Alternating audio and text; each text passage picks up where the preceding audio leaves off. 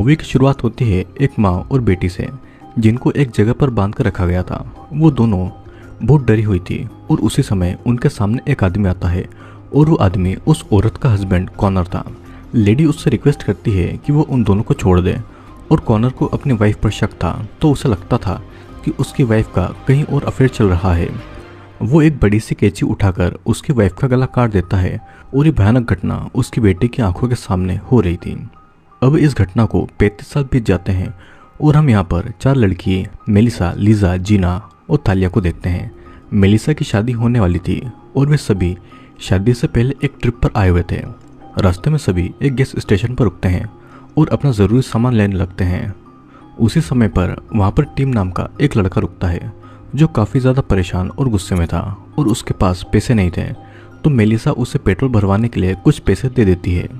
Tim अजीब तरीके से उसे देख रहा था, तो मेलिसा वहाँ से चली जाती है। सभी लड़कियां कार लेकर आगे बढ़ती है और टिम उनकी तरफ ही देख रहा था। अब अगली सुबह वे लोग रेस्ट करने के लिए एक गांव जैसी एक जगह पर रुकते हैं और वहाँ पर कोई इंटरनेट या वाईफाई नहीं था। मेलिसा अपने होने वाले पति से बातें कर रही थी और तभी वो नोटिस करती है कि टिम अभी भी उनका पीछा कर रहा था। फिर थालिया टिम को गालियाँ देती है और वो सब वहाँ से आगे निकलते हैं। उन लोगों को रास्ता ठीक से नहीं पता था, तो वे सभी मैप के सहारे आगे बढ़ रहे थे। अब कुछ दूर जाने के बाद में उनको टिम की कार उनके सामने ही खड़ी दिखाई देती है और थालिया को टिम की इस हरकत से बहुत ज़्यादा गुस्सा आ रहा था। वो टिम की कार के पास में उससे बात करने के लिए जाती है, पर अचानक टिम एक चाकू से थालिया को पकड़ लेता है। सभी लड़की ये देखकर बहुत ज़्यादा डर गई थी और बाकी सब भी कार से बाहर आती है। वो जूलिया को पकड़ लेता है और उसे एब्यूज करने लगता है। तभी लिसा एक पत्थर को टीम के सर पर मार देती है, जिस वजह से टीम वहीं पर मारा जाता है। मेलिसा को बचाने के लिए लिसा ने गलती से टिम को मार दिया था और थालिया पुलिस को कॉल करने के लिए कहती है, लेकिन जीना उसे ऐसा करने से रोकती है क्योंकि इस तरीके से पुलिस को उन पर ही शक हो जाएगा। उनके पास में टिम की लाश को ठिकाने लगाने के अलावा कोई भी रास्ता नहीं था और टिम की लाश को वे अपनी कार की डिक्की में डालकर वे लोग वहाँ से आगे बढ़ते हैं।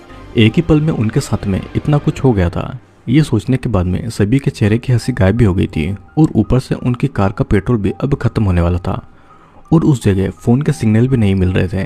तभी उनको एक घर दिखाई देता है और वहाँ पर सभी डिसाइड करते हैं कि उस घर में जाकर वे वहाँ से मदद मांगेंगे ताकि उन्हें आगे के रास्ते के लिए डायरेक्शन मिल जाए।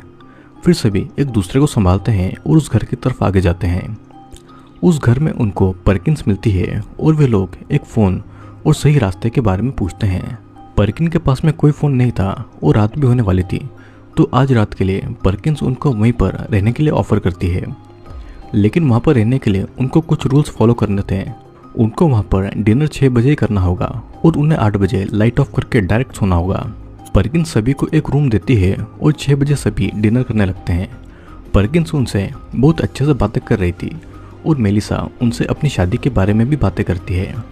पर्किंस को शादी पसंद नहीं थी और इसीलिए उन्होंने अभी तक शादी नहीं की थी। उन सभी को पर्किंस की बातें अजीबोगरीब लगती है और पर्किंस उनको फिर से याद दिलाती है कि अगर वे उनके रूल्स को फॉलो करेंगे तो वो भी उनकी रिस्पेक्ट करेगी। रात को सभी लड़कियां ये डिसाइड करती है कि आगे के रास्ते में उनको और भी ज़्यादा प्रॉब्लम्स आ सकती है। ज़्यादा टाइम होने पर उस लाश से सड़ने की बदबू भी आने लगेगी, तो बेहतर यही होगा कि लाश को पास ही के जंगल में दफना दिया जाए। अब 8 बजने के बाद भी जीना सोई नहीं थी और वो घर में इधर उधर घूम रही थी और वहीं पर उसे एटिक का डोर खुला हुआ दिखता है। जीना उस डोर को देख ही रही थी कि तभी पर्किंस आकर उसे याद दिलाती है कि उसे लाइट ऑफ करके सोना होगा। और इस तरफ मेलिसा अपने फियांसे को कांटेक्ट न कर पाने की वजह से बहुत ज़्यादा परेशान थी। लीना को तो यही चिंता सता रही थी कि उसके हाथों किसी का मर्डर हो चुका है। फिर मेलिसा उसे कंफर्ट करके सो जाती है। अब इस तरफ जीना थालिया के साथ में इंटीमेट होना चाहती थी क्योंकि जीना एक लेस्बियन थी और पहले से ही इन दोनों के बीच में सेक्सुअल रिलेशनशिप हो चुका था। जीना और थालिया वहीं पर इंटीमेट होने लगते हैं और उनकी आवाज़ें लिसा और मेलिसा भी सुन लेती है। तभी मेलिसा और लिसा नोटिस करती है कि उनके रूम के बाहर कोई घूम रहा है और दोनों उठकर देखने के लिए जाती है, लेकिन बाहर और कोई नहीं बल्कि जीना ही थी। उसने किसी को बाहर के स्टोरेज रूम में देखा था, तो वो यही बात बाकी की लड़कियों को बताने के लिए आई थी। वे सभी अपने रूम के बाहर से ही स्टोरेज रूम की तरफ देखने लगते हैं और अंदर से उनको पर्किंस किसी के साथ बातें करती हुई सुनाई देती है और वे सभी डरकर अपने रूम में वापस आ जाते हैं। अब अगली सुबह पर्किंस उन सभी के लिए ब्रेकफास्ट बना ही रही थी और परकिंस उनसे माफ़ी मांगती है कि उसके घर में आज के ज़माने की कोई भी चीज़ नहीं थी। परकिंस उन सभी को जंगल की तरफ जाने के लिए मना करती है क्योंकि उसके मुताबिक वहाँ पर खतरा हो सकता है। फिर कुछ समय के बाद सभी लड़कियाँ लाश को दफनाने के बारे में सोच ही रही थी, लेकिन उन्हें वहाँ पर गड्ढा खोदने के लिए भी कुछ सामान चाहिए था। कल रात की बात की वजह से वे सभी उस स्टोरेज रूम में जाने से डर रहे थे। उनको अपने पीछे परकिंस नजर आती है और वो सभी जल्दी से कार की डिक्की को बंद कर देती है। परकिंस शिकार करने के लिए जंगल में जा रही थी और जीना भी उनके साथ में जाना चाहती थी, पर परकिन जंगल के खतरे के बारे में बताकर उसे अपने साथ में ले जाने के लिए मना करती है। और इन सब टेंशन की वजह से लिसा बहुत ही ज़्यादा परेशान हो गई थी, तो घर के अंदर चली जाती है। जीना और थालिया को गड्ढा खोदने का सामान मिल चुका था और वो दोनों परकिंस के घर के पास में ही गड्ढा खोदने लगती है। अब यहाँ पर घर के अंदर लिसा नोटिस करती है कि घर में फ़ोटो की फ्रेम्स तो है, लेकिन वहाँ पर कोई भी फ़ोटो नहीं लगी है, जैसे कि परकिंस खुद से ही छुप रही हो। तभी मेलिसा भी नोटिस करती है कि उसकी वेडिंग ड्रेस गायब है और दोनों परकिंस के रूम को चेक करने लगते हैं। वो देखते हैं कि पूरा रूम बिखरा हुआ है और इतने डिसिप्लिन में रहने वाली परकिंस का रूम बिखरा हुआ देखकर उनको अजीब लगता है। और वहीं पर एक बॉक्स में लिसा को कुछ पुरानी फ़ोटोज़ भी मिलती है और ये उनकी फ़ोटोज़ थी जिनको हमने फिल्म की शुरुआत में देखा था। वहाँ पर एक न्यूज़ के पेपर की कटिंग भी थी जहाँ पर लिखा हुआ था कि अपनी वाइफ को मारने के बाद में कॉर्नर कहीं पर गायब हो गया था और वो छोटी बच्ची और कोई नहीं बल्कि परकिंस ही थी। जीना उनके रिश्ते को आगे बढ़ाना चाहती थी, लेकिन थालिया को ये अब तक पता नहीं था कि वो किसी लड़के के साथ में ज़्यादा खुश रहेगी या लड़के के साथ में। दोनों के बीच में इसी बात को लेकर झगड़ा होता है और थालिया वहाँ से जंगल की तरफ चली जाती है। इस तरफ टीम की डेड बॉडी मेलिसा, लिसा और जीना को कार में नहीं मिलती है। इधर थालिया को जंगल में मेलिसा की वेडिंग ड्रेस पहने हुए कोई नजर आता है और वो उसे मेलिसा ही समझ रही थी। वो पर्सन धीरे धीरे थालिया के पास आती है, जिसे देखकर थालिया डरकर भागती है और वो एक पुरानी कार में छुप जाती है, लेकिन वहाँ पर वो पर्सन आकर थालिया पर वार करने लगता है। अब इधर डेड बॉडी गायब होने की वजह से सभी परेशान थे और मेलिसा जीना को संभालती है कि तभी वहाँ पर परकिंस आती है जो बाकी लड़कियों के बारे में पूछती है। जब उनको पता लगता है कि थालिया जंगल में गई है तो वो बहुत ही ज़्यादा परेशान हो जाती है। थालिया का कुछ भी अता पता नहीं था, तो बाकी लड़कियां बहुत परेशान थी और परकिंस उनसे कहती है कि उसने तो जंगल में जाने से मना किया था, पर उन्होंने उनकी बात नहीं मानी। लिसा परकिंस से उनकी फैमिली के बारे में पूछती है, पर परकिंस उसे कुछ भी ठीक से नहीं बताती है। परकिंस का गार्डनर कल आने वाला था, तो उसके बाद वे लोग आराम से वहाँ से निकल सकते थे और थालिया को भी ढूंढ सकते थे। जीना थालिया के लिए बहुत ज़्यादा परेशान थी, तो वो परकिंस पर गुस्सा हो जाती है और परकिंस भी चुप नहीं रहती है। वो जीना को याद दिलाती है कि उसने उसे इस घर में रहने दिया है, तो वो उसकी रिस्पेक्ट करे।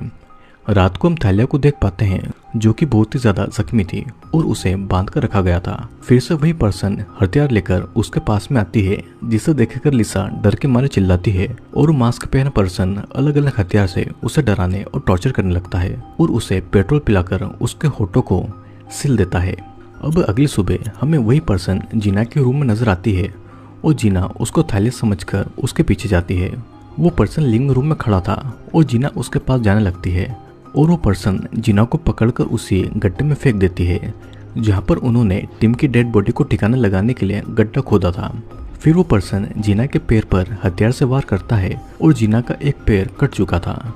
वो वहाँ से भागने की कोशिश भी करती है, पर वो पर्सन जीना को पकड़कर गड्ढे में डाल देता है और उसे मारकर बेहोश करके उसे जिंदा ही उस गड्ढे में गाड़ देता है। अगली सुबह बाकी दो लड़कियों को जीना भी कहीं नजर नहीं आती है और अब उनको परकिंस पर ही शक हो रहा था। घर के बाहर उनको जीना की लाश दिखती है और वो दोनों इसे देखकर बहुत ज्यादा डर जाती है और उसी समय उनको कार में थालिया नजर आती है। लिजा किसी तरह थालिया के होठ की सिलाई को खोल देती है और वे लोग कुछ समझ पाते उससे पहले ही वो पर्सन पीछे से आकर लिजा पर वार करता है और एक हथियार को लिजा के पेट में घुसा देती है।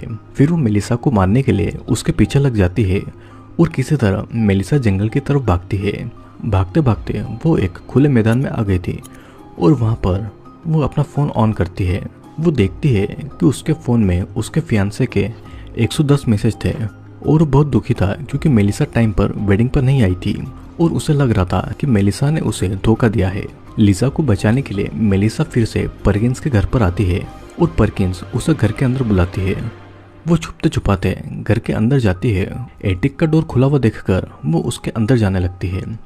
वहां पर उसे लिसा जख्मी हालत में दिखाई देती है और उसके पास परकिंस बैठकर रो रही थी और वो पागलों की तरह बिहेव कर रही थी और उसने मेलिसा की वेडिंग ड्रेस को पहन रखा हुआ था। मतलब कि अभी तक जो पर्सन सबको मार रहा था वो और कोई नहीं बल्कि परकिंस ही थी। परकिंस बताती है कि कॉनर आ रहा है और एकदम से उसकी पर्सनालिटी बदल जाती है और मेलिसा पर हमला करने के लिए उसके पीछे जाती है।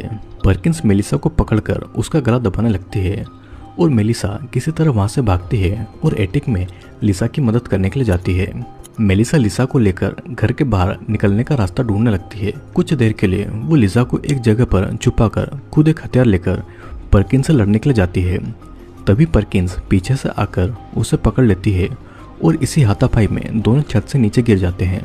दोनों को ही चोटें आई थी और परकिंस उठकर मेलिसा को मारने वाली थी। मेलिसा बाहर के स्टोरेज रूम में छुप जाती है और वहीं पर टीम की भी लाश पड़ी हुई थी।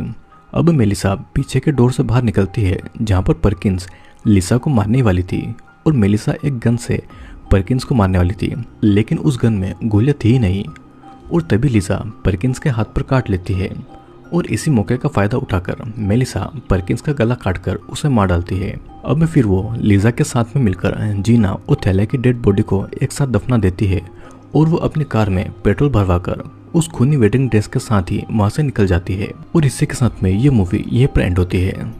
दोस्तों, परकिंस की माँ को उसके पिता ने बड़ी बेरहमी से मार डाला था, जिस वजह से परकिंस के दिमाग पर बहुत गहरा असर पड़ा था और उसके अंदर उसके पिता की पर्सनालिटी ने जगह ले ली थी, जो कभी कभी बाहर निकलकर बेकसूर लोगों को बड़ी बेरहमी से मारा करता था। कॉनर की एक गलती ने परकिंस की पूरी लाइफ तबाह कर दी थी और गलती यहाँ पर उन लड़कियों की भी है। अगर वे लोग टिम की मौत के बाद पुलिस को कॉल करते तो कभी भी इस मुसीबत में नहीं फंसते और उनकी दोस्त थालिया और जीना भी जिंदा होती और मेलिसा भी अपनी शादी में टाइम पर पहुंच जाती।